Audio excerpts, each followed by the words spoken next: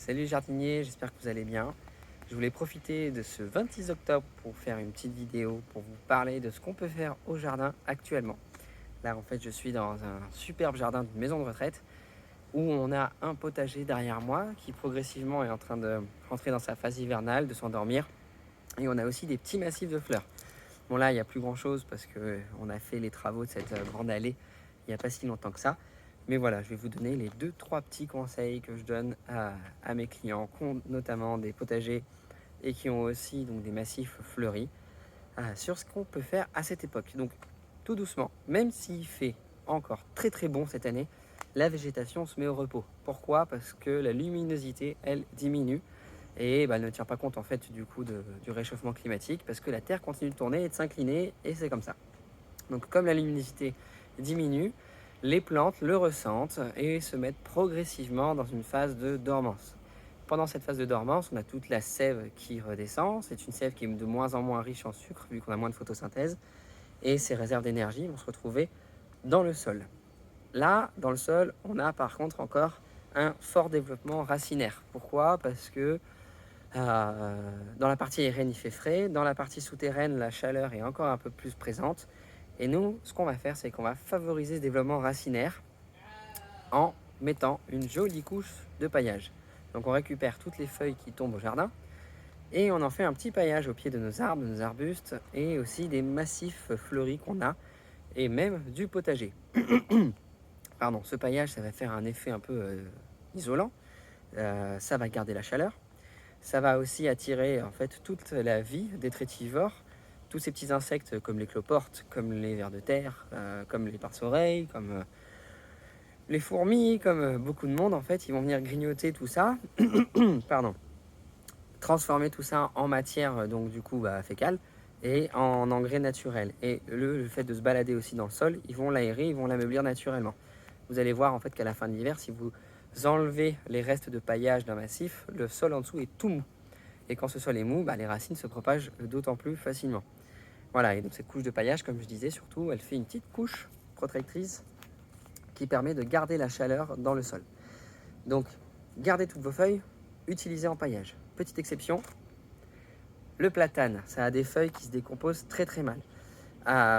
Donc c'est pas bien grave, on peut le laisser en fait quand même au pied des massifs, à savoir qu'il en restera à la fin de l'hiver comparé à d'autres feuilles, ou la feuille de tilleul par exemple qui se décompose très très bien, comme ici. Donc les feuilles qui restent en fait en fin d'hiver, les feuilles de platane, le plus facile à faire c'est de les tondre. On les tond, comme ça on les réduit en fait en mulch et elles vont se décomposer d'autant plus vite. Puis au moins on les verra pas, ça sera quand même beaucoup plus sympa.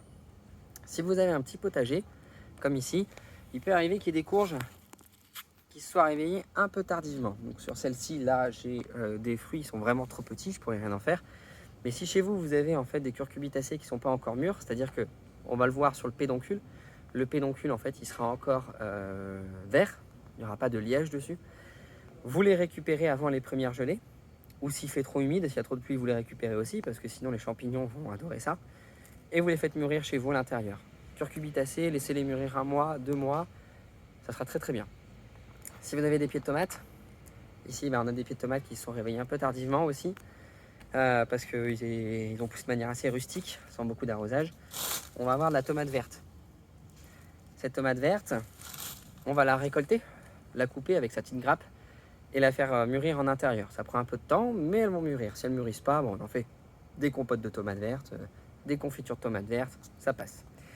Et petite astuce en fait de papy-mamie, dans l'ancien temps, ils s'embêtaient pas, ils arrachaient complètement le pied, racine à nu, ils le suspendaient à l'envers, la sève elle continue à tourner donc du coup progressivement le temps que le pied s'assèche. On mettait ça dans une pièce plutôt moyennement tempérée, comme une grange, pas en fait la chaleur de chez nous à 20 degrés, et ça accélérait aussi le mûrissement des tomates, ce qui était pas mal. Voilà. Après, c'est l'automne, on le sait bien, c'est la bonne saison pour planter toutes les petites vivaces dont on a envie de profiter en fait au printemps prochain. Donc on les plante en godet, comme ça au moins la reprise est beaucoup plus facile. Tout ce qui est graminées, tout ce qui est gora, tout ce qui est phlox, tous les bulbes aussi de printemps, c'est le bon moment pour les planter. Après ce sera trop tard, ce sera foutu. Les maonias, on peut les planter aussi en arbustif, c'est très beau, ça fleurit dans l'hiver en plus, ça va être incroyable. Les élébores, si vous voulez de la fleur cet hiver, profitez-en aussi. Tous les petits cornouillers sanguins aussi qui vont nous offrir un bois hyper intéressant cet hiver, c'est le bon moment pour les planter. Voilà, il y a une quantité assez phénoménale de plantes qu'on peut planter cet hiver.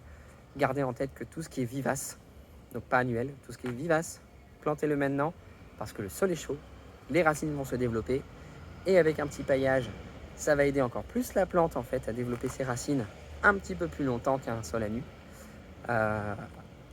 C'est le bon moment pour aller au jardin, tout simplement. Profitez-en. Salut les jardiniers.